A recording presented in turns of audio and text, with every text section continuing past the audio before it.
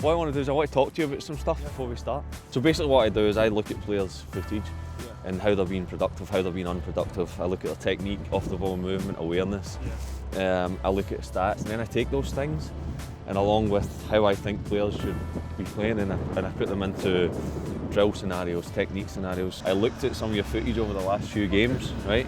I had recognised that Benik starts a lot of his runs between the two centre-backs and then the momentum of his run takes him wide and takes him away from goal. So we worked on ways and movements to keep his runs within the centre-backs or in that vicinity. So when he receives, he's getting through on goal rather than getting pushed into the wider areas.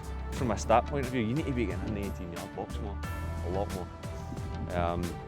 so that you increase your productivity. So that's my job, to give you options and more options within your game to get into these positions. And this drill here is so that when you get into these positions, your finishing is more consistent. By increasing the amount of times that you're in the box and doing things, you're constantly making decisions so that when a game comes, your decision making sharper.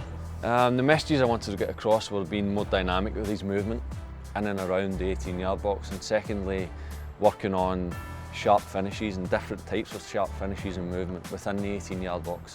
Things that I could see from his footage, which if he masters, he'll become more productive in front of goal. And we also talked about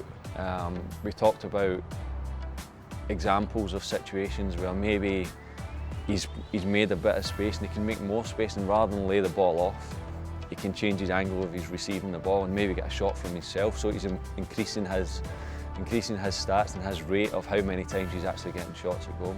So what we're going to work on here is play it back, a little step after you play it, and then a movement through here. So you're in, it might be a touch, and then you're finishing. Step in front, away, let's go, touch, finish.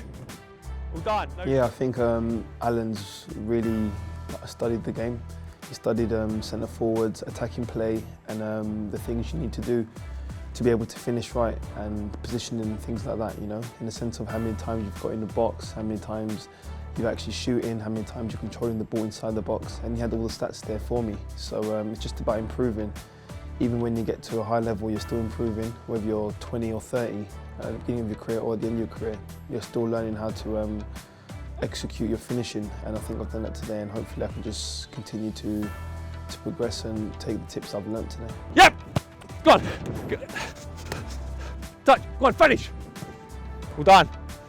Okay, you got to be better with that first touch. As he receives, first touch is huge.